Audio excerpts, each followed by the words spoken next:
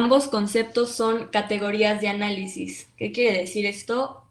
O sea, que no son cuestiones que existan en sí directamente, sino que son abstracciones mediante las cuales podemos pensar históricamente. ¿Ok? Para eso sirven todas las categorías de análisis que ustedes ven en sus clases de historia, pero sobre todo en las clases de teoría antropológica que tengan, ¿no? Las categorías de análisis son una forma de abstracción de la realidad que nos permite pensarla y entenderla mejor.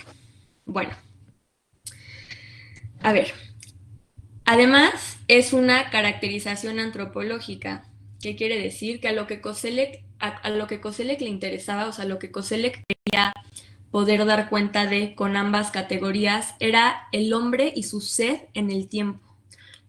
Quería, mediante estas dos categorías, intentar pensar cómo experimentaba el tiempo, cómo vivía el tiempo el hombre, cómo nosotros vivimos el tiempo y lo experimentamos.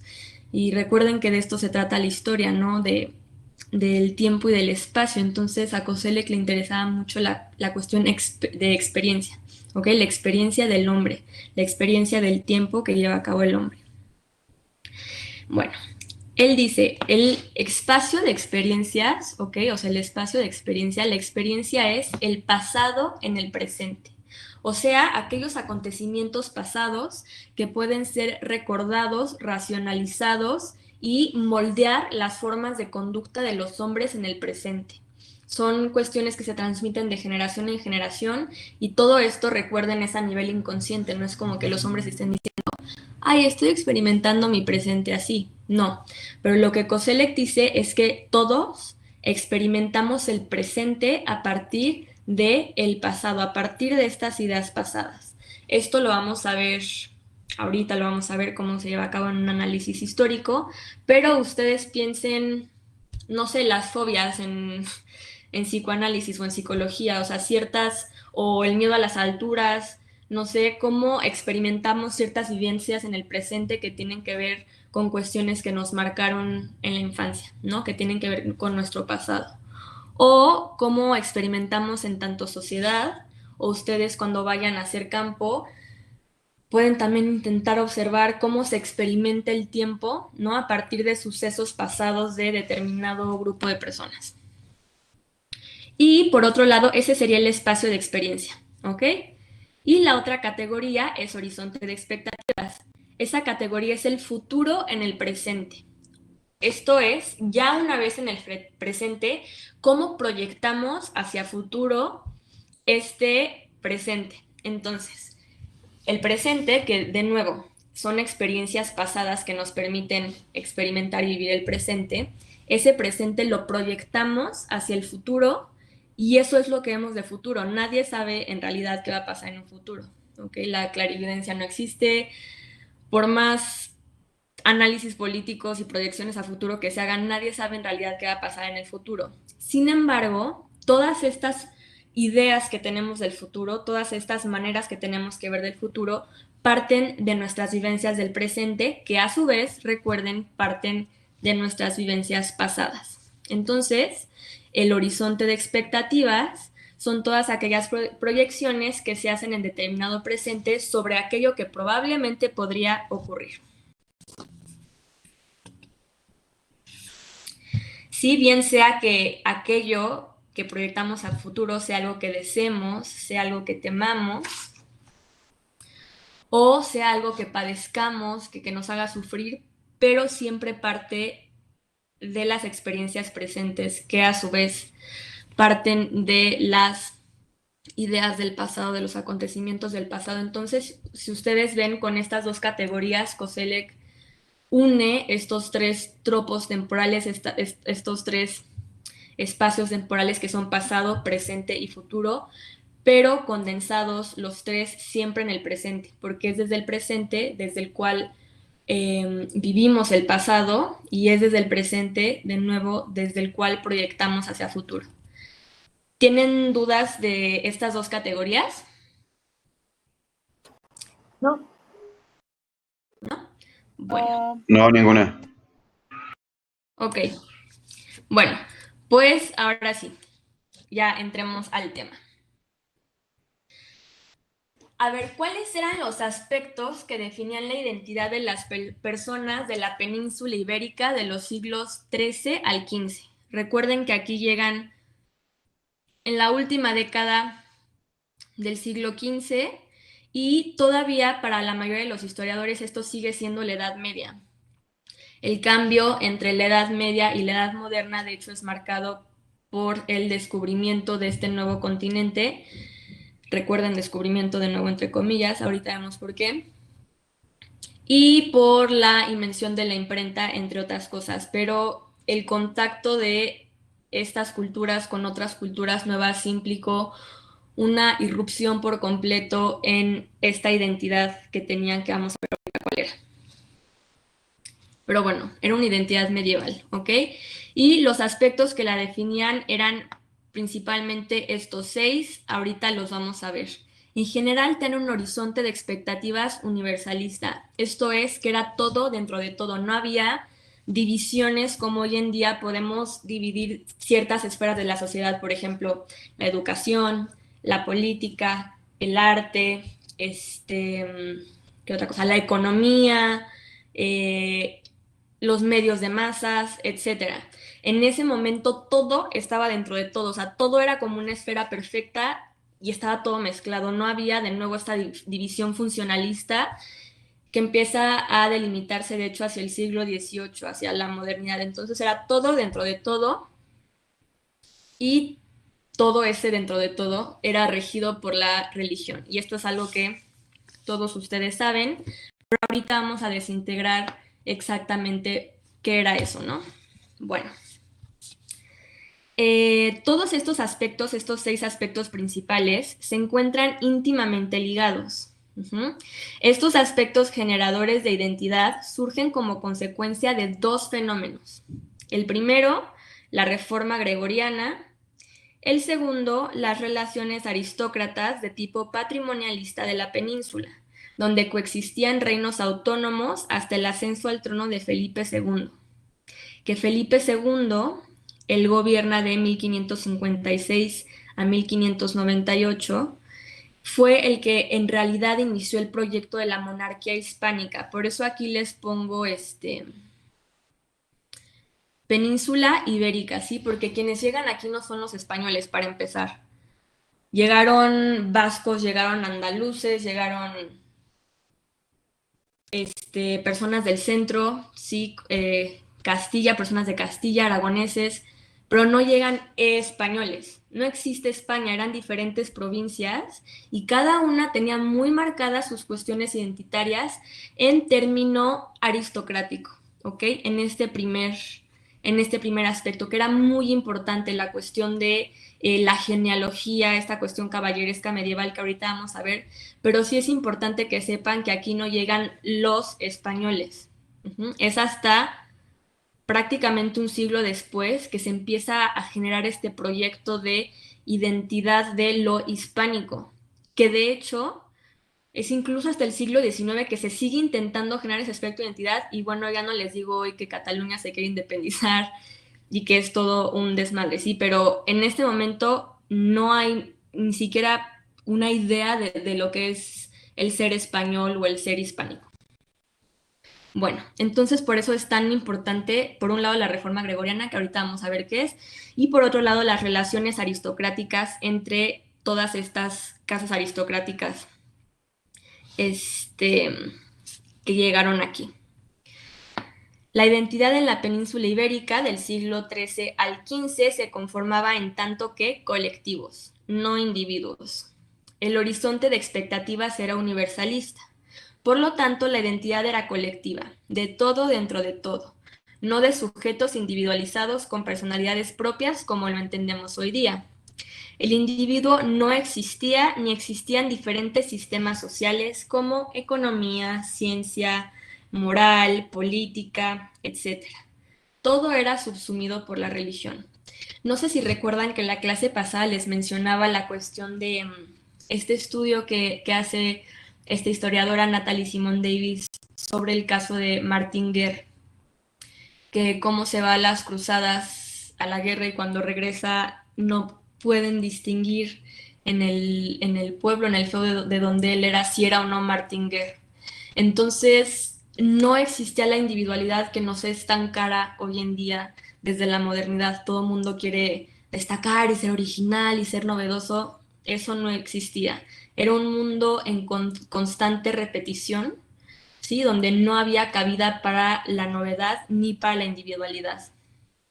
Esto es muy extraño para nosotros, pero piénsenlo, no lo sé, piénsenlo así como un colectivo muy cerrado que tiene los mismos valores de siempre, que se están repite y repite y reitere, sí, y no hay cabida para nada nuevo, porque no se puede observar nada nuevo. Vamos a el aspecto genealógico, ¿ok? El aspecto genealógico es de gran envergadura en la conformación de la memoria vertical, la cual genera identidad para las familias aristocráticas. En este ambiente de reforzamiento aristocrático surge un estado de violencia general en Europa y la Iglesia funge como pacificadora y máxima generadora de identidad con la Reforma Gregoriana. En este momento de violencia fragmentaria es fundamental el papel del caballero medieval, el cual no utiliza su fuerza en contra del campesino que es su hermano, sino que lo protege y dirige su fuerza, esta violencia se dirige entonces hacia el otro, que es el infiel. En este mundo de cruzadas, este infiel, este otro va a ser el moro. Recuerden las cruzadas en Europa, ¿sí? Moros contra cristianos. Entonces, el caballero, el señor feudal, estaba encargado de proteger a todos los campesinos que vivían en su feudo y toda esta violencia en contra de la otredad se va a dirigir hacia el enemigo, aquel otro que no se puede entender, no, porque no se puede ver, no lo podían ver, o sea, ver en tanto un ser humano distinto, no tenían la capacidad, entonces ese otro eran los moros, que por supuesto estaban influenciados por el diablo, por el demonio. 2. El papel del caballero cruzado es crucial en tres aspectos. Por un lado, considero que las cruzadas vienen a ser un importantísimo generador de identidad europea, una identidad cristiana universalista que une a todos los hijos de Dios en contra de un enemigo común. La discriminación hacia el otro, musulmán y judíos particularmente, en tanto que distinto, conlleva el reconocimiento del mismo, ¿okay?, de ese grupo que conforma esta identidad, en tanto que igual. El reforzamiento de una identidad colectiva cristiana que es tal a partir de la distinción de un otro. La fuerza simbólica necesaria para la recuperación de la península ibérica se debe a Cluny, que era un monasterio, y al movimiento unificador de la Reforma Gregoriana. La mal llamada Reconquista, no sé si aquí sepan de lo que estoy hablando, o sea, una cosa eran las cruzadas en general, que se dieron también para recuperar Tierra Santa, y dentro de este imaginario de las cruzadas estaba el de la reconquista de la península ibérica, que todo el sur de la península ibérica, todo el sur de la actual España, estaba ocupado por el Islam. Entonces, este ideal que tenían sobre las cruzadas, este ideal medieval, se continuó en el periodo de la Reconquista. Y les digo Reconquista entre comillas porque no estaban en realidad, o sea, el Islam no había conquistado nada. O sea, la mayoría de los historiadores sabe que el Islam llegó y se asentó ahí y ya está, y convivieron por muchísimo tiempo el Islam con las personas, o sea, moros con las personas de la península ibérica y ya está. Pero este ideal cruzado fue tan fuerte, o sea, fue un generador de identidad tan fuerte que ya después sí se dijo hay que reconquistar estas tierras en nombre de Dios, ¿ok? El sur de España. Bueno, la mal llamada Reconquista asume el mismo papel de generador de identidad colectiva que las cruzadas lo hicieron en la Europa francesa. A partir de Sancho IV, que fue un rey español, se desprecia, un rey español del siglo XIII, se desprecia la tradición mozárabe y se lucha por ser cristianísimo. Ujú. Ya esa tradición mozárabe que les digo que llevaba mucho tiempo de convivencia pacífica en el sur de España se empieza a despreciar por este motor identitario de la reforma gregoriana. Los ibéricos, debido a su herencia mozárabe, temían ser vistos como no cristianos ante el resto de Europa.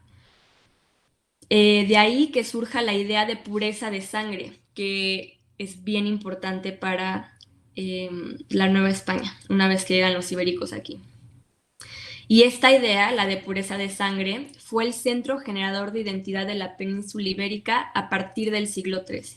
Entonces, esta pureza de sangre no solo está relacionada con el ideal del caballero cruzado, con este ideal de las cruzadas, sino también con el aspecto genealógico.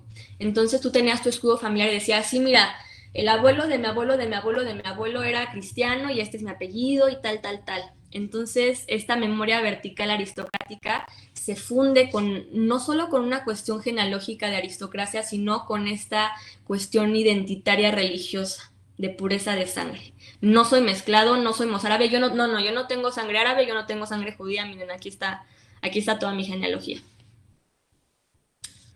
Y finalmente, tres, por otro lado, la literatura caballeresca, perdón, la literatura caballeresca y la cortesana cobran fuerza en dos aspectos que tienen que ver con la identidad y la temporalidad, ya que ven hacia el futuro en tanto que transmitían los valores cristianos universales por los que luchaban los cruzados, sobre todo por la recuperación de Tierra Santa, y ven hacia las figuras del pasado buscando modelos a los cuales aspirar.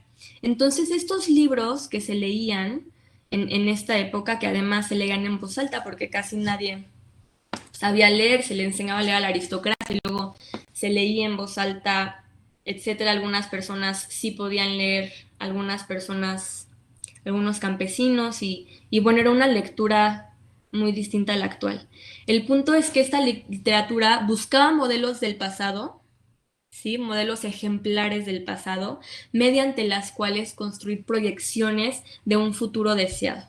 Este futuro deseado era el mismo para todos, ahorita vamos a ver cuál era, pero aquí se juega de nuevo esta relación temporalidad entre pasado, un pasado ejemplar, un pasado alegórico, presente que vive ese pasado, que vive esos modelos, y futuro.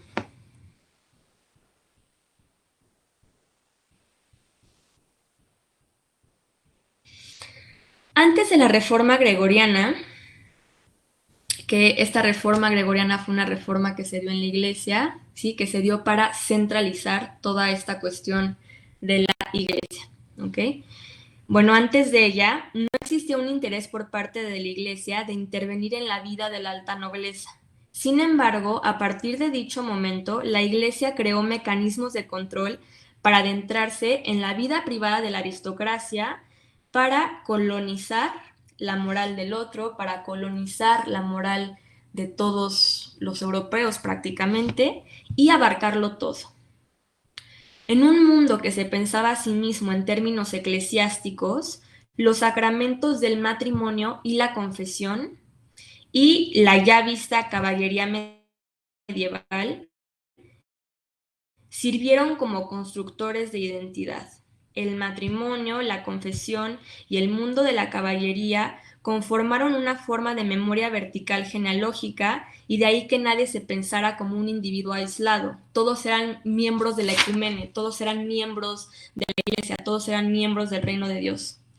Queda una cuestión enigmática, la confesión, la cual tiende paradójicamente a la individualización de sujetos en la entablación del diálogo confesionario.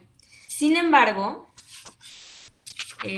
considero que la confesión como herramienta de control por parte de la Iglesia cumplió su cometido y generó identidad colectiva, en tanto que era un sacramento obligatorio para todos los cristianos, y quien no siguiera los sacramentos abrazaría doctrinas distintas, y empezó a ser visto como otro, como hereje, como aquel ajeno a la comunidad de Dios. Entonces esto es bien importante. La reforma gregoriana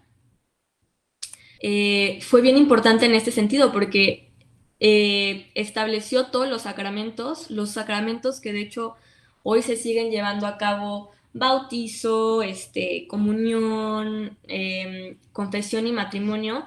Y esta cuestión de la confesión es sobre todo muy interesante y se empieza a volver paradójica porque por un lado, en esta confesión de los pecados que son pecados propios, ya no son pecados de la comunidad, empieza a surgir poco a poco una individualidad, pero por otro lado, esa individualidad sigue siendo subsumida a esta única visión del mundo, que es una visión del mundo religiosa. Entonces, pues es bien interesante cómo funciona la confesión. La confesión se va a implementar aquí igualmente de manera obligatoria para todos los habitantes de la Nueva España. Y y bueno, vamos a hablar de eso dentro de 2 clases. Bueno, ¿por qué la reforma? ¿Dudas hasta aquí? ¿No? No, no, todo bien. Ok. Bueno, ¿por qué la reforma gregoriana se convirtió en el motor de la expansión marítima europea de los siglos XV al XVI? Entonces, la reforma gregoriana no solo fue esta reforma que afectó la vida de la aristocracia en Europa y que generó todos estos mecanismos de identidad, sino que también impulsó los descubrimientos marítimos. De nuevo, normalmente cuando la historia, me refiero a esta historia que vemos, esta historia escolar, habla de los descubrimientos marítimos en esta época, habla de las brújulas y de la geografía y de cómo nace la ciencia y no sé qué, pero todo esto era incentivado y propagado por esta visión religiosa del mundo. Este es un mapa de 1436. ¿Ok? Es un mapamundi de Andrea Bianco, ¿sí? De un italiano. Acuérdense que los italianos y los portugueses llevaban, digamos, la batuta de, la, de la cuestión marítima en esta época, también por su ubicación geográfica. Y bueno, esto es un mapamundi, o sea, este es un mapa del mundo, de todo el mundo conocido para 1436. Y, ok, y esto era, sí, científico, ciencia. ¿Quién me puede decir? Espero que, no sé si lo pueden ver medianamente bien o qué ven aquí. Pues la orientación, o sea, no está, o sea, si la vemos o la contraponemos con el mapamundi actual, o sea, la Ujú. orientación del territorio pues está distinta, ¿no? Aparte, o sea, se ve que sí está como hasta India y todo eso, pero como que las distancias o el tamaño de los continentes, pues como que no varía, ¿no? No es equivalente al que conocemos actualmente, ¿no? Ujú. Ok, muy bien. Sí, exactamente. Bueno, Además, ajá. además creo que pone como al centro de todo a Tierra Santa, ¿no? Sí, muy bien. Muy bien, exactamente. En el centro tenemos a Tierra Santa. Muy bien. Aquí, aquí está, de hecho, creo que lo ven chiquito, pero bueno, aquí está María y José, y aquí están los Reyes Magos. Sí, o sea, esto sería ya Tierra Santa, el centro de todo el universo. ¿Qué más? Muy bien, qué más ven aquí?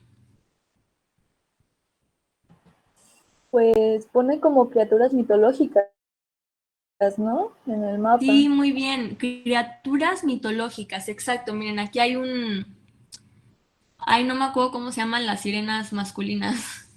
Si alguien ahí se acuerda, me dice un sireno. No, no se dice así, pero ya se me olvidó cómo se llaman. Y luego aquí tenemos como unos monstruos marítimos, ¿ok? Aquí hay unos dragones. Ujú. Muy bien. ¿Qué más? Y bueno, nada más decirles que en esta época que les digo que estaba subsumida todo dentro de todo y era una cosmovisión universal del mundo, no había distinción tampoco entre fantasía y realidad. O sea, no había esta distinción entre hay criaturas mitológicas que vienen de los mitos y lo que de verdad está pasando. Entonces, genuinamente se pensaba que el mar estaba lleno de bestias. Además, era un terror ir al mar. O sea, la idea de playa y de vacacionar es una cuestión de muy finales del siglo XIX, principios del siglo XX. El mar era este territorio, o Pues imagínense, no había luz, no había nada, no había absolutamente nada, sí, nada, nada, nada. El mar era esta como vastedad gigantesca, oscura, y se pensaba que estaba llena de monstruos. Entonces, los marineros, los navegantes, sí eran personas caballeros, o sea, este ideal caballeresco de valentía, de estas virtudes de gesta, que se adentraban a encontrarse con estas figuras tenebrosas en el océano. O sea, no era chido el mar, no era como, ay, vámonos a la playa, no. Qué otra cosa ven? ¿Alguien más? ¿No? Bueno, miren. Yo tengo una pregunta. Sí, Eh, o sea, tal vez sea circular como para que se ponga sobre una mesa y lo gires, ¿no? Pero creo que ahí están como las primeras nociones, ¿no? De la Tierra, o no sé si tenga que ver algo con eso. esta cuestión de la planicie de la Tierra y de la cuestión circular del orbe terráqueo. Ajá, no entiendo por qué está en circular. Sí, la mayoría ya también de los mapamundis en esta época empiezan a estar en circular, porque sí se tenía noción de la parte esférica de la Tierra, o sea, igual otro de estos como mitos que tenemos sobre la cosmovisión medieval es que pensaban que la Tierra era plana y te ibas a caer. O sea, sí se tenía esta noción, o sea, todavía por supuesto no, o sea, no como la ciencia actual y todavía no existe la teoría de la gravedad ni todas esas cosas, pero sí se tenía esta noción de que la Tierra era esférica desde mucho antes de este mapamundi. De hecho, si ustedes se acuestan, si se van a, si se van al campo, si se van a otro lado que no sea la ciudad y se acuestan a ver el cielo, ustedes mismos pueden ver como las estrellas, pues están de su lado derecho y de su lado izquierdo, no solo arriba, o sea, sí se ve esa cuestión esférica del cielo. No sé si sepan a lo que me refiero, pero al que le Sí, las sí. estrellas, ¿no? Sí puedes ver todas las estrellas en esta forma como esférica. Y se tenía, Maestra, ajá, hay una, bueno, no sé, no creo, hay una como información del sur y del norte, o no hay una ubicación, este, pues sí, de coordenadas, sí, porque sí hay, ajá. hay unas casas que están como viendo hacia otro lado y otras hacia otro lado y no sé. No, sí, sí es, qué bueno que lo dices y sí, claro que sí. O sea, todavía no sé bien las coordenadas norte, sur, este y oeste, sí se tienen que ya medio delimitar ahorita porque la brújula y las cartas de navegación, el astrolabio, que son instrumentos, o sea, sí son instrumentos científicos. Digo, sí llegaron aquí, sea como sea, llegaron aquí con esta cosmovisión, pero igual llegaron a bien lejos, ¿no? Cruzaron todo el mar. Y sí se tienen estas coordenadas norte, sur, este y oeste, pero también se manejan como con otras coordenadas, sobre todo por la guía de las estrellas. Lo que sí, no les voy a mentir, no sé qué significan. Si ustedes ven aquí, estas son coordenadas, estas como letras que están en el borde, pero estas sí no sé bien qué significan y sí marcan ciertas coordenadas lineares en el orbe, Son pero en como particular ejes, ¿no? en esta ilustración. Exacto, sí son como ejes, pero no sé qué significa cada una de las letras, pero sí se tenía ya desde aquí la idea de establecer coordenadas y esas coordenadas se leían a través de la lectura de las estrellas en todas estas rutas de navegación. Y lo que decían de que exacto, que están volteando, esto a mí me parece bellísimo, todos están volteando hacia el centro que es Tierra Santa, ¿ok? ¿Qué es esto? Todas, y esto sí es una lectura simbólica porque, miren, esto es Asia, entonces aquí tenemos un elefante y siempre van a dibujar, es bien interesante, van a dibujar este otro que en su momento, antes de la llegada a América, en su momento el otro era el asiático, era el de África, el moro, el judío, siempre va a estar desnudo. O sea, tienen aquí una cuestión con el cubrir el cuerpo como cuestión civilizatoria, que también tiene que ver con el pudor cristiano, muy marcado. Entonces ustedes van a ver aquí, del lado derecho podemos identificar a Asia no solo por el elefante, sino también por las figuras desnudas. Y de este lado tenemos a África y de nuevo aquí unas figuras desnudas. Aquí tenemos, les digo, en el centro Tierra Santa y aquí en el norte, hacia arriba, tenemos a estas figuras vestidas que son Europa, que son distintas casas aristócratas de Europa. Y estas figuras vestidas, si ustedes ven, tienen un religioso al lado, el hombre de rojo, o sea, está sentadito como en su trono está el aristócrata, sus personas, o sea, sus campesinos. Recuérdense que este señor feudal, señor aristócrata, tenía la obligación de proteger a sus campesinos, y los campesinos en retribución le daban granos, le daban puercos, gallinas, etc. Entonces aquí están sus campesinos vestidos, además en casas de campaña, que esto es muy, como de nuevo del ideal cruzado, con lanzas, el señor aristócrata y el religioso de rojo, y cada uno con sus castillos, ¿sí? Con sus castillos que hacen referencia a su feudo, a su hogar. Y pues sí, esta era la concepción del mundo. Como ven, más allá de que no está el continente americano, tampoco está el continente, o sea, no está Oceanía, tampoco no se exploraban casi tierras del norte de Asia, de Rusia. Se había llegado a la India, algunos exploradores lo más lejos a China, etcétera. Pero más allá de eso, más allá de la idea de los continentes, lo que quiero es que vean la concepción del mundo. En el centro, a pesar de que ya tienen esta distinción de norte, sur, este y oeste, crearon el astrolabio y la brújula para poder navegar. En el centro estaba Tierra Santa, y toda la energía era puesta en Tierra Santa. Así era el centro del universo, físico, geográfico y espiritual. El centro era Tierra Santa. Se creía en la existencia de estos animales fantásticos marítimos que eran monstruos. La gente tenía terror de ir al mar. Entonces, ¿por qué si alguien tiene terror de ir al mar se aventaría a hacer un viaje tan largo para llegar a la India, ¿no? Para intentar conquistar más tierras. O sea, bueno, esa va a ser la pregunta que vamos a responder ahorita.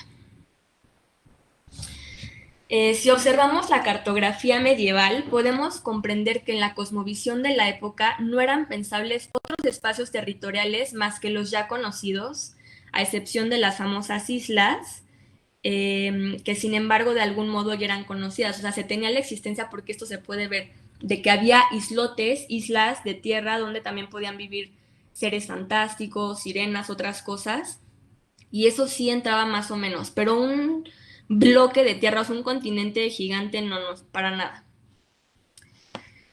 Por lo tanto, la expansión ultramarina, el hecho de financiar, de que los reyes financiaran que o sea, se hicieran exploraciones marítimas, esta expansión no tenía como finalidad la colonización con fines meramente económicos de nuevos territorios. Por otro lado, a pesar de que la reciente tecnología marítima, el astrolabio, la brújula, los relojes de arena, las venas, etcétera, facilitó la navegación transatlántica, el motivo de dicha innovación no tenía que ver con el deseo de adquisición territorial a nivel económico, sino con una lógica cristiana teológica que buscaba la conversión del espacio total habitado y que necesitaba de artefactos tecnológicos que permitiesen la expansión de la cristiandad. Se buscaba expandir la cristiandad a todo el espacio habitado. Es decir, el desarrollo tecnológico, este desarrollo tecnológico de la marítima del siglo XV no se pudo haber llevado a cabo sin un incentivo, la reforma gregoriana, que buscaba ordenar todos los aspectos de la vida acorde al Evangelio, y su fin último, el fin último de esta reforma gregoriana, que era la recuperación de Tierra Santa. Así como el Imperio Romano se fue trasladando de este a oeste, lo mismo lo haría el pueblo elegido a partir de la Reforma Gregoriana. Entonces, expandir el cristianismo y expandir a todos los cristianos a todo el territorio habitado. Es importante señalar que Colón inicia su viaje en 1492, mismo año en que finaliza la reconquista del sur de España con la toma de Granada. Teniendo esto en cuenta, resulta sencillo trasladar los valores cruzados de la Reconquista a los viajes de Colón y entender a estos como una continuidad de la misión gregoriana. A partir de lo anterior, podemos establecer a la Reforma Gregoriana como el campo magnético de la expansión europea y a la aproximación del fin de los tiempos como su objetivo último. ¿Qué es esto? Se pensaba, ¿por qué esta obsesión por recuperar Tierra Santa? Se pensaba que con la toma de Tierra Santa, con la recuperación de Tierra Santa y ya por fin los cristianos haber ganado ese espacio que había caído en mano de los herejes, se podría acelerar el fin de los tiempos. El fin de los tiempos, o sea, el apocalipsis, cuando baja Dios y dice, estos son los buenos, vámonos para el cielo, estos son los malos, se van para el infierno. La gente lo único que quería era el fin de los tiempos. Es decir, el horizonte de expectativas se encontraba completamente cerrado. ¿Sí? No había de que en el siglo XIX ese horizonte de expectativas se abre y empiezan a ponerle ahí proyectos. Entonces está el comunismo y tiene su horizonte de expectativas muy marcado, una sociedad sin clase, surge el feminismo, surgen distintos tipos de socialismo, la idea de progreso, el liberalismo económico. Ese futuro ya en el siglo XIX se va llenando de distintos proyectos. En esta época el futuro era uno, para todos los cristianos, ¿no? O sea, el Islam tenía su propio horizonte de expectativas, pero lo que buscaban con la recuperación de Tierra Santa era acelerar ese fin de los tiempos. Y puede que para nosotros nos suene un poco terrorífico el fin de los tiempos, pero no, porque si eras un buen cristiano, el fin de los tiempos significaba paraíso. O sea, ya no tenías que sufrir en esta tierra el día a día, ¿no? No tenías que sufrir hambre, ya no tenías que sufrir guerras, ya simplemente era gozar el paraíso. Entonces esta violencia de las cruzadas era también una violencia religiosa que purificaba y que atraía ese fin de los tiempos, que era lo que ellos querían, un apocalipsis en el que por fin pudieran irse al cielo como buenos cristianos que eran. Entonces, bueno, ese era todo el fin, ¿ok? El fin de los tiempos, la recuperación de Tierra Santa para lograr el fin de los tiempos. Y Colón se apropia, o sea, no se apropia, es que él venía de esa mentalidad. Entonces, o sea, el hecho de que la toma de Granada se dé en 1942 y él mismo inicie su expedición en 1492, es que este era su horizonte de expectativas, este era su espacio de experiencia. O sea, él sí decía, yo voy, ¿no? Con esta visión, yo voy a ir y yo voy a aportar al fin de los tiempos, yo voy a aportar a esta aceleración del fin de los tiempos. Bueno, esta expansión marítima, déjenme tomar agua tantito. Bien. Esta expansión marítima se divide en tres, ¿ok? Recuerden, una expansión marítima cristiana. Y las tres etapas están igualmente vinculadas con la Reforma Gregoriana y estos ideales cristianos que hemos estado viendo. La primera era la etapa apocalíptica, que corresponde a los viajes de Colón en el siglo XV. El objetivo en esta etapa era vincular a Europa con Asia, entendiendo de nuevo a estos dos continentes como espacios simbólicos, no meramente geográficos, ¿no? Entonces, esto sí lo saben, recuerden que Colón quería llegar a la India a través de una ruta que le diera la vuelta. Como no sabían que estaba América, normalmente la ruta para llegar a la India era a través de la costa africana. Entonces ellos decían, bueno, si le damos la vuelta, pensaban que era puro mar, vamos a llegar a la India rodeando el mar y ya, pero de repente llegan y no había mar, estaba el continente americano, ¿no? Entonces, él quería vincular a Europa con Asia para así culminar la conversión del espacio total habitado y con ello poder crear un ejército capaz de recuperar Tierra Santa.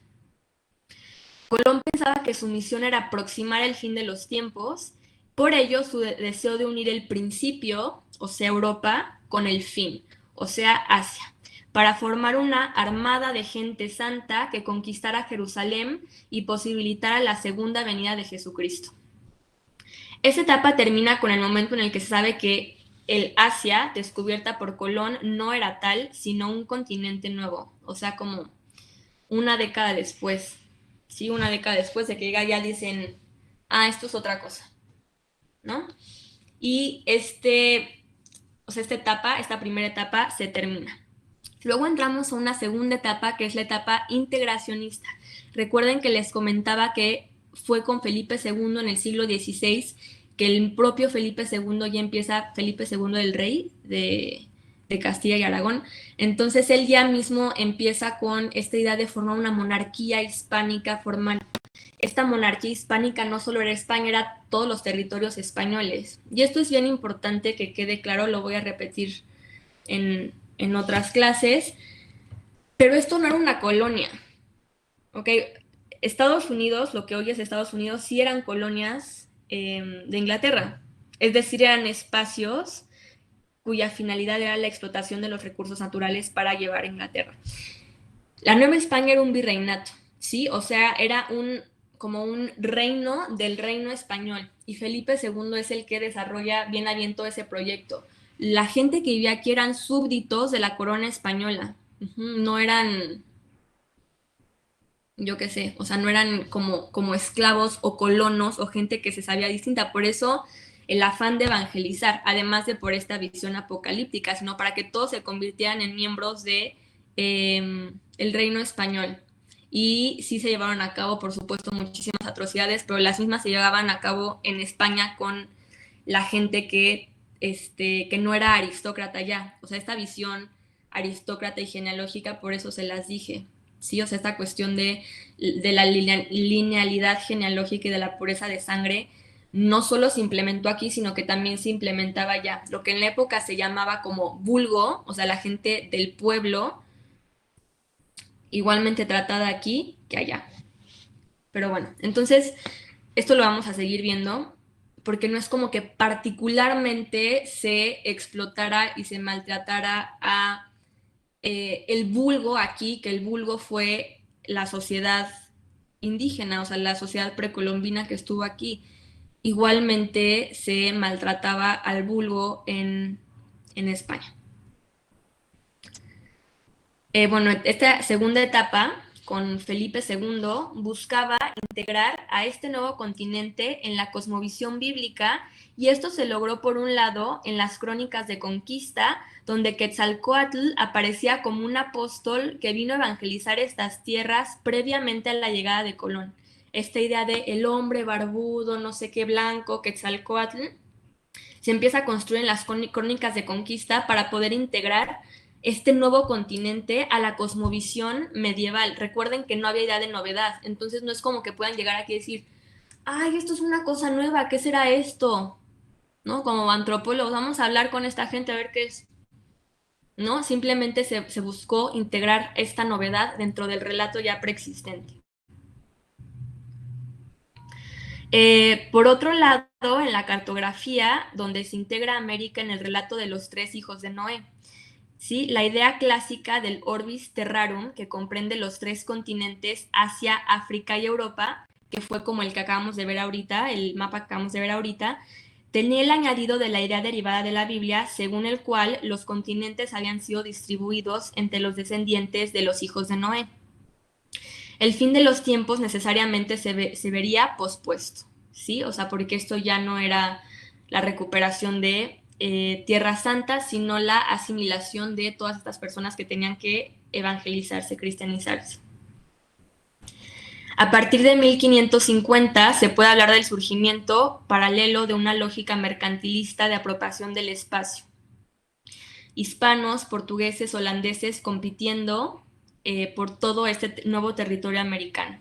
y por ende el desplazamiento de los objetivos de la reforma gregoriana a un segundo plano. Esta etapa finaliza con la llegada de los jesuitas a América. Entonces, en esta segunda etapa, que es el siglo XVI, es bien interesante porque conviven paralelamente la visión medieval religiosa, esta visión apocalíptica del mundo y de intentar evangelizar a todos para acelerar el fin de los tiempos otra vez, paralelamente con el nacimiento de una lógica mercantilista del mundo. Esta lógica mercantilista del mundo, en esta lógica ya empieza a caber la idea de explotación para generar ganancias, para acumulación de capital.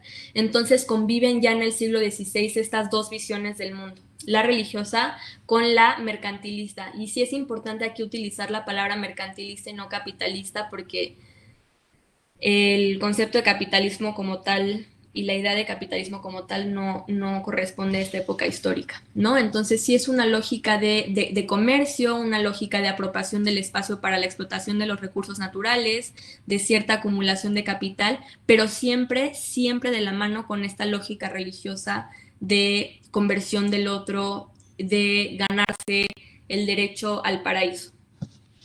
Y finalmente, la última etapa es la etapa de América como muro.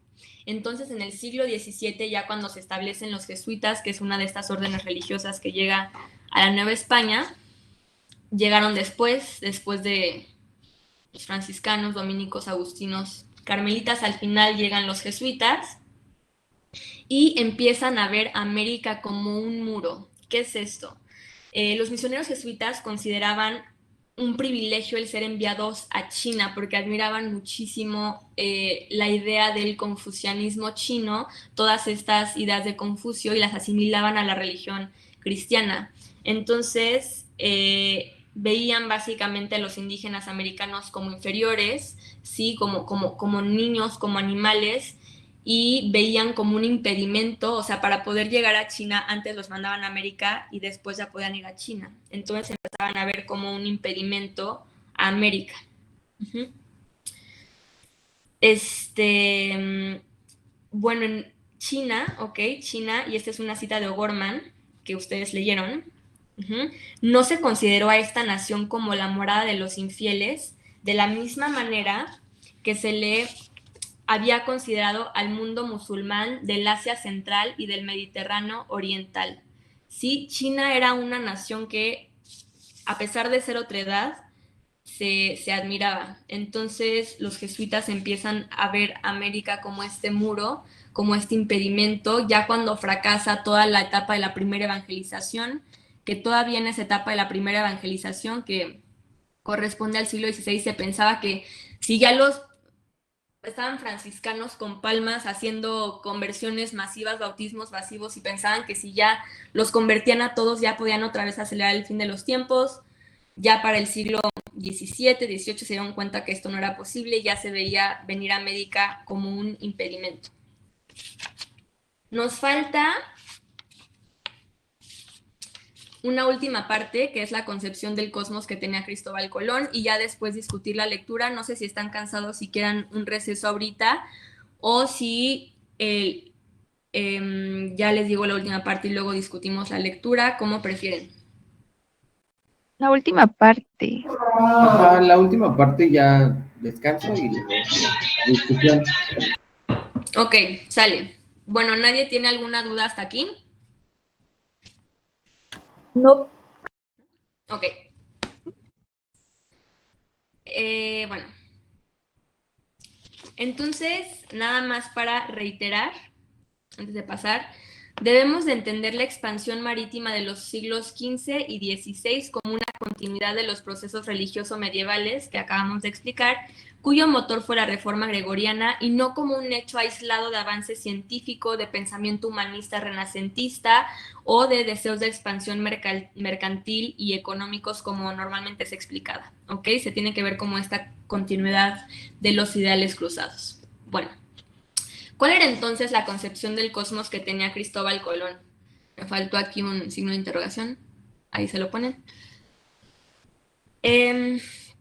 A pesar de que existieran las ideas renacentistas y las nuevas tecnologías de navegación, J.R. Phillips, que es un historiador que hace historia de la navegación, sostiene que no fueron usadas, o sea, que estas tecnologías y estas ideas renacentistas no fueron usadas en la mayoría de las expediciones marítimas, sino que se quedaron en tierra como descubrimientos científicos no aplicados. Las expediciones no se basaban en una tradición marítima tecnológica ni en avances científicos, sino en la experiencia adquirida por los propios navegantes y en una cosmovisión medievalista del mundo. En esta época todos los oficios, incluidos el de navegantes, eran adquiridos a base de la experiencia, a base de gremios, en los que las personas dedicadas a determinado oficio, fuese la navegación, la carpintería o el tratamiento de telas o pieles, aprendían a partir de la experiencia. Así no existían universidades con carreras como estas, no solo se estudiaba teología. Pero bueno, la historia natural de Plinio, esta historia natural de Plinio se siguió citando y reeditando de veras hasta el siglo XIX, y esta historia es del año 77. Del año 77 a 1777 se siguió publique esta historia natural.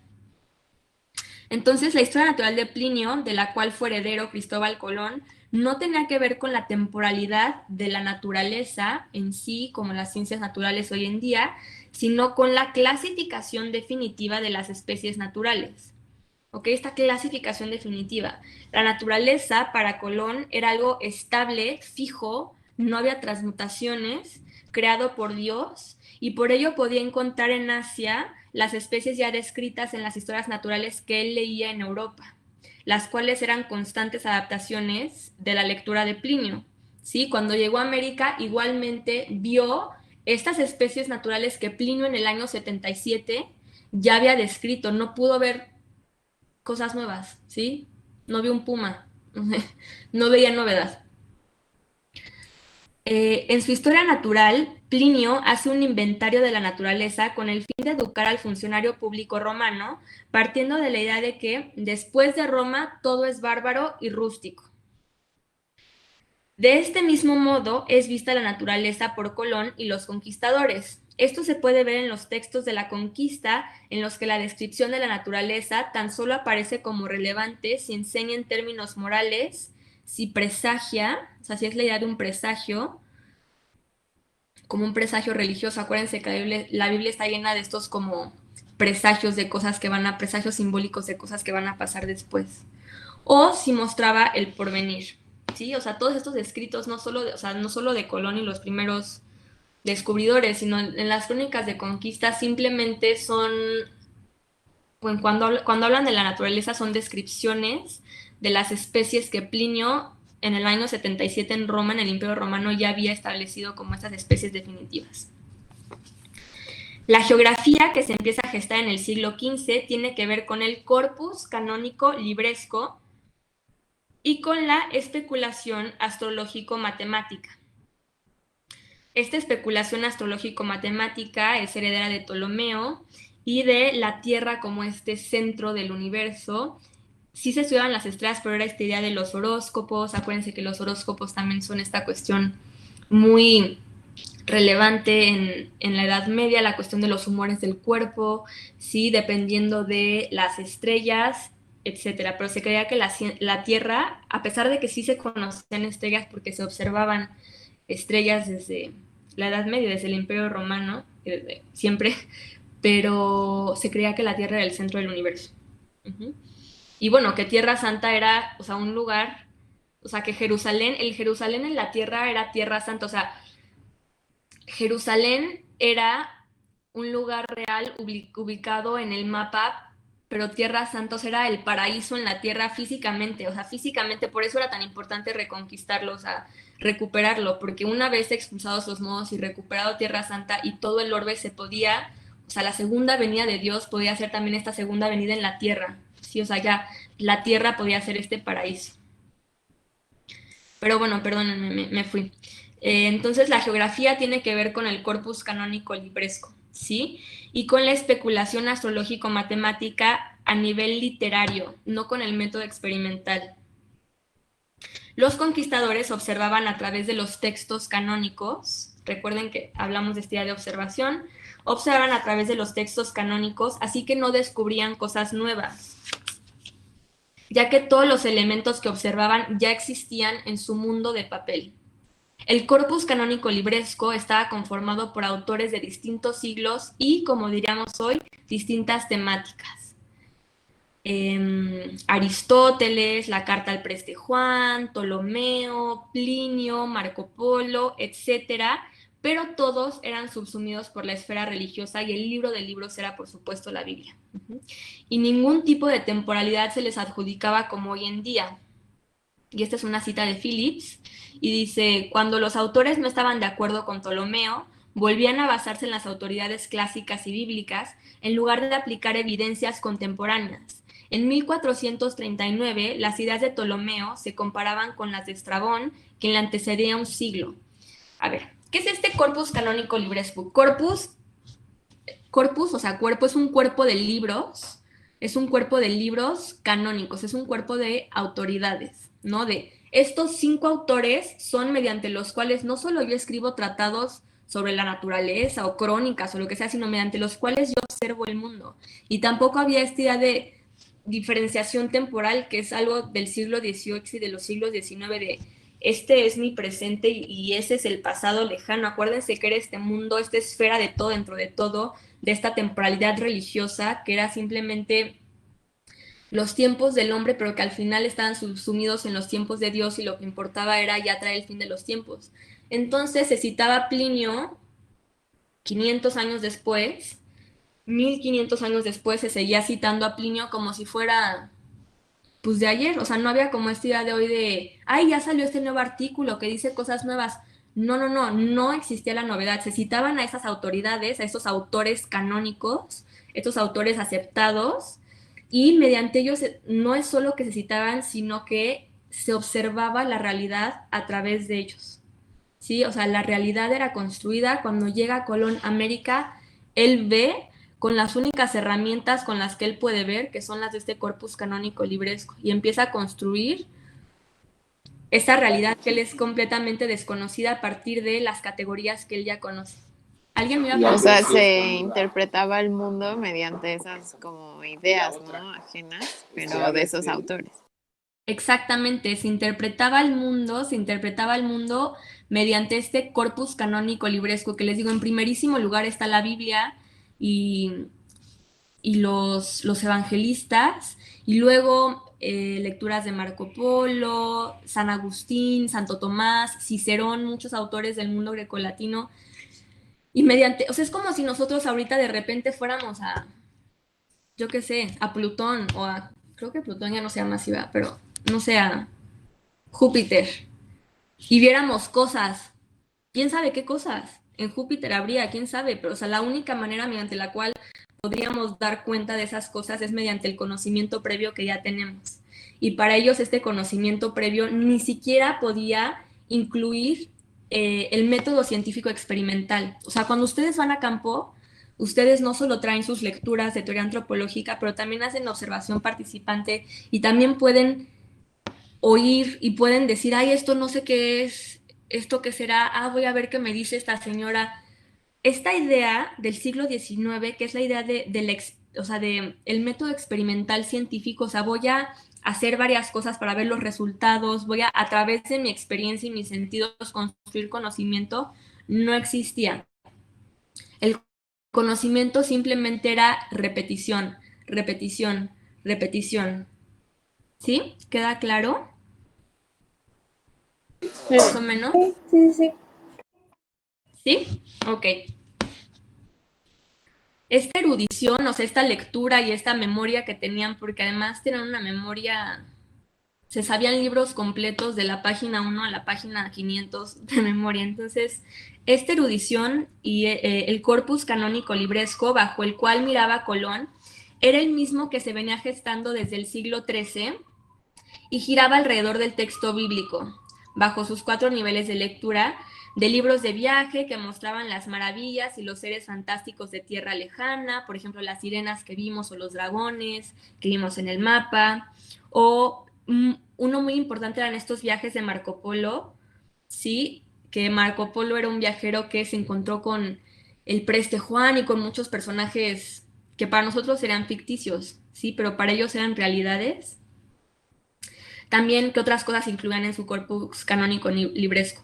Los mapamundi, como el que vimos hace rato, los portolanos o cartas náuticas, y por supuesto el ideal cruzado de la recuperación de Jerusalén, reflejado en textos como la carta del Preste Juan.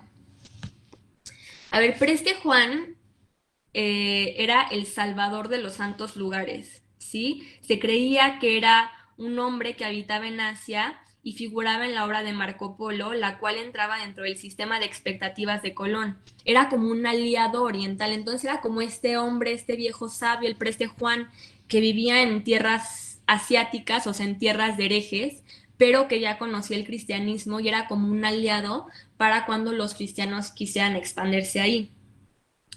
La búsqueda de un aliado oriental, o sea, el Preste Juan, era rasgo importante de las relaciones europeas con Asia y tuvo también una secuela en el siglo XV y en estos hombres que llegaron a tierras americanas. Esta es una cita de Phillips, otra vez: sin ideas como la leyenda del Preste Juan o el conocimiento previo de las características reales e imaginarias de la India o el mantenimiento del ideal cruzado, la expansión de Europa del siglo XV hubiera sido literalmente inconcebible. Y termina la cita. Hay que comprender lo hasta ahora dicho para poder entender el contexto desde el cual partió Colón de Europa y a partir del cual veía al mundo y se veía a sí mismo.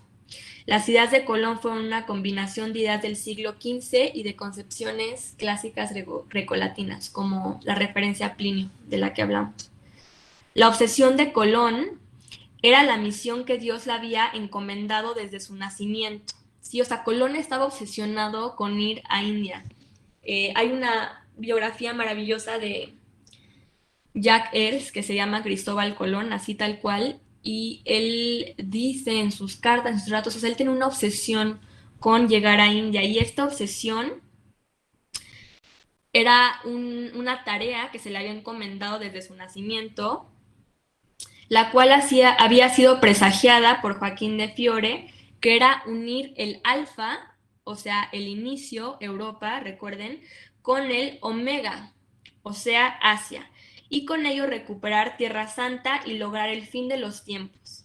Su mismo nombre prefiguraba su misión.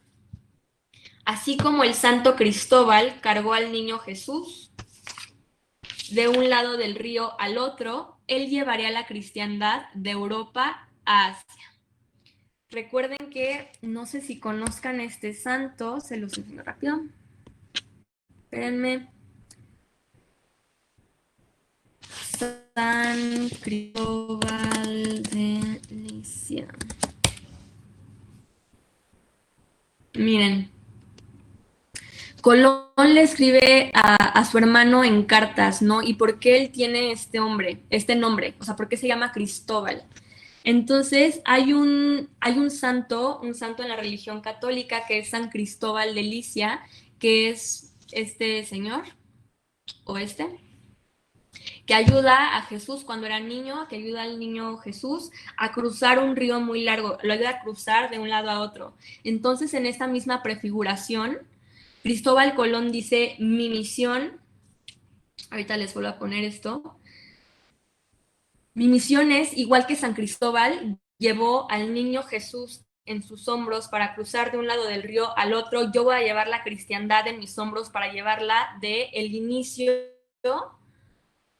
de Europa al final, a Asia, y con ello voy a acelerar el fin de los tiempos. Y esto lo dice Colón en sus cartas. Bueno, a pesar de que Colón vivió rechazos hacia su proyecto, sí, porque acuérdense que sí necesitaba al final del día quien le financiara la expedición, jamás modificó su expectativa moral, considerando que Dios lo estaba poniendo a prueba, del mismo modo que sostendrá hasta el fin de sus días que había llegado a Asia tal como Dios le había encomendado. Entonces, estas personas, no solo Colón, todas estas personas que llegan aquí, ven a través de la Biblia. O sea, sus anteojos no son lecturas antropológicas, sus anteojos no son ni siquiera de esta primera antropología racista del siglo XIX, no. Sus anteojos son la Biblia. Entonces, y todo lo que viven, lo viven a través de esta narrativa bíblica. Entonces, Colón, cuando le dicen, no, no puedes ir o no, no te vamos a financiar, no sé qué, él dice, Dios me está poniendo a prueba, pero finalmente yo sí voy a ser como San Cristóbal, que voy a unir la religión católica del inicio de Europa al fin que es Asia.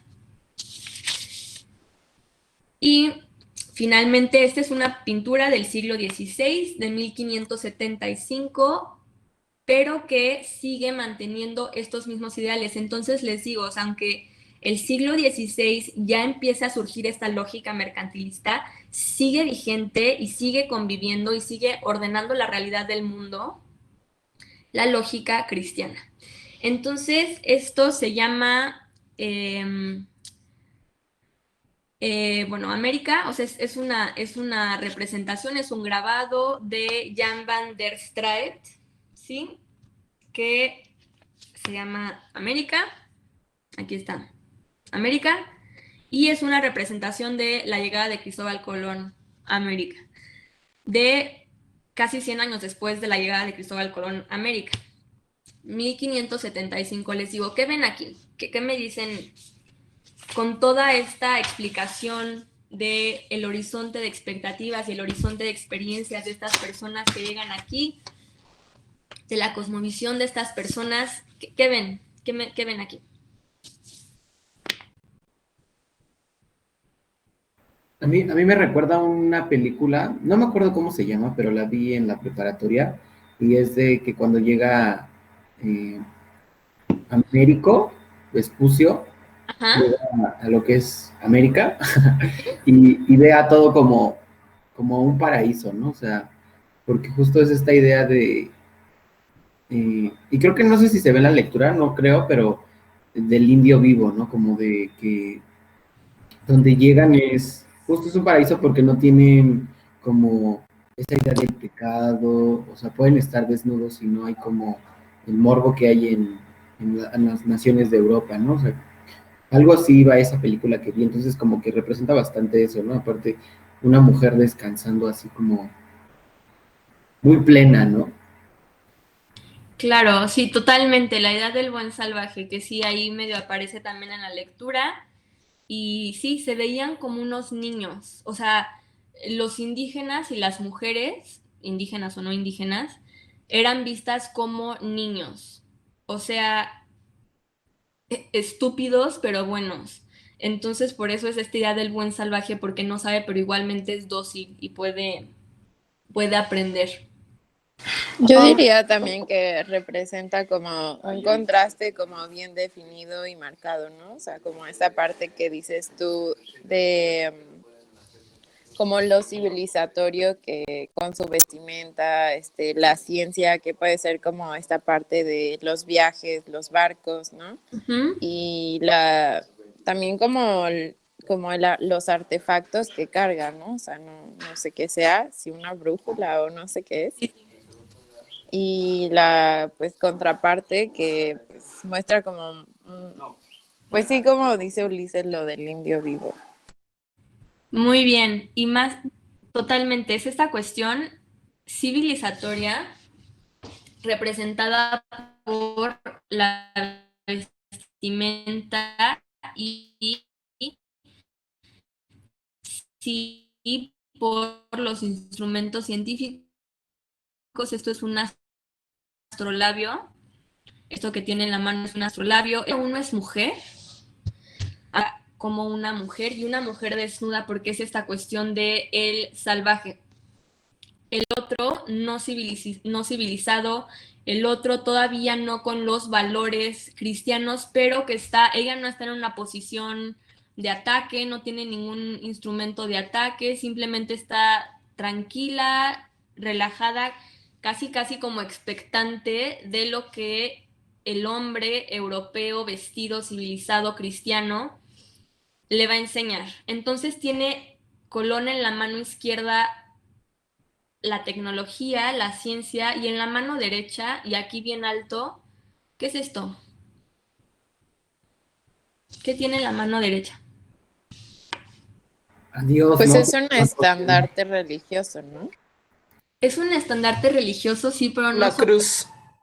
es la cruz, y lo que me encanta de esto, que es de 1575, es que no es cualquier cruz, es la cruz de los cruzados. Se las enseño aquí. Aparte de esta idea también de que Dios siempre va contigo, ¿no? A la derecha, la mano derecha de, ¿no? Sí. Pero no es, miren, esta es la cruz, esta cruz que no es una cruz latina, o sea, no es una cruz que tiene más largo el palo del centro, o sea, es una cruz tipo griega y tiene estas cuatro cruces aquí. Esta es la misma cruz que trae aquí Cristóbal Colón, que es una cruz cruzada, o sea, los valores del ideal cruzado no pueden estar más presentes. No es cualquier cruz y no es cualquier religión, y no, o sea, no es la cruz de Dios, que sí, o sea, todos venían con esta religión cristiana, es la cruz de los cruzados, es yo voy a llegar a esta tierra de nuevo para expandir la religión cristiana y para acelerar el advenimiento del fin de los tiempos, para recuperar Jerusalén y para acelerar el advenimiento del fin de los tiempos y para hacer el paraíso en la tierra. Aquí está en la bandera esta cruz cruzada. Y también es como una representación muy romantizada, ¿no? O sea, veo por ejemplo, las formas de la mujer que está ahí sentada, pues igual son formas súper europeas, ¿no? El cabello largo, todas esas ondas de la pintura, como precisamente esta idea de romantizar. Y Qué incluso las facciones, ¿no? Y todo, o sea, sí, aunque era una supuesta representación, no, realmente no era una representación tan cercana. Qué bueno que dijiste eso, exactamente, qué bueno que dijiste, no solo la mujer, este animal, o sea, ¿qué es esto? O sea, todos los animales esos de acá, este grabado se hizo en Europa para europeos. La mayoría de los libros que se escribían y las propias crónicas de conquista se escribían para que las leían europeos, no se escribían para aquí. Esto no se hacía para aquí, se hacía para dar una imagen de lo que supuestamente era América para estos europeos, pero esta imagen era una réplica de ellos mismos. Por eso la clase de hoy me gusta, o sea, porque no estaban en realidad conociendo, o sea, como tú dices, no era o sea, un boceto real, no se sentaron en Veracruz a pintar algo.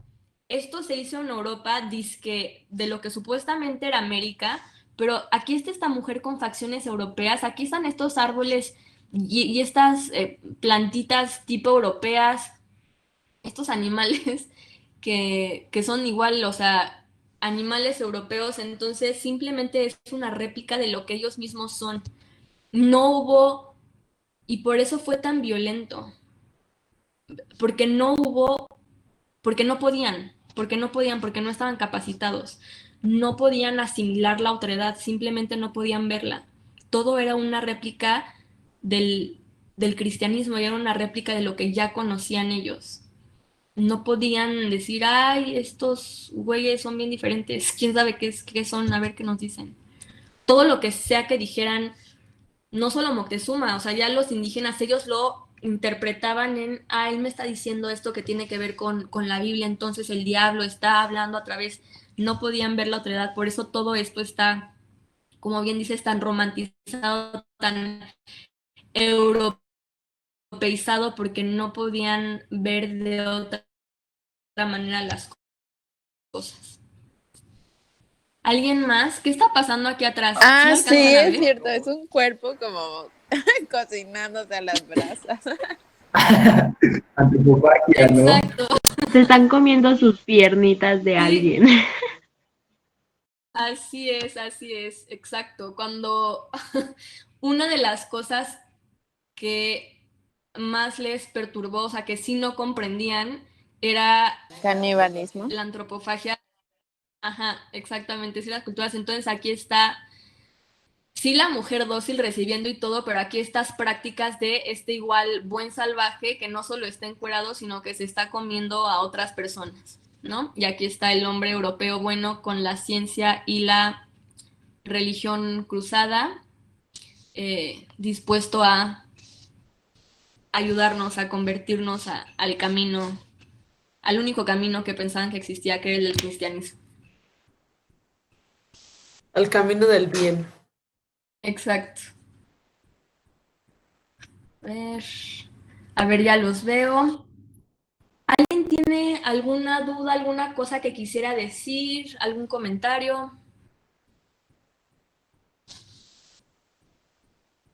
Sí, la obra de Phillips, que bueno, siempre pregúntenme de dónde saco las clases, porque si no luego se me olvida darles la bibliografía.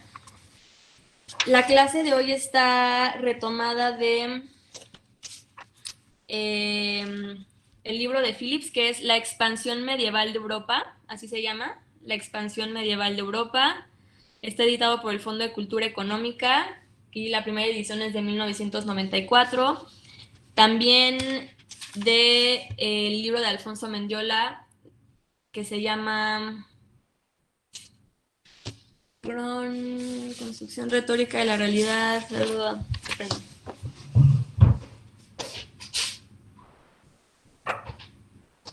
Perdón, siempre se me olvida el nombre. Se llama Retórica, Comunicación y Realidad, la construcción retórica de las batallas de la crónica de conquista. La siguiente clase también va a estar basada en varias cosas de este libro. Y finalmente, el último libro de esta clase es el de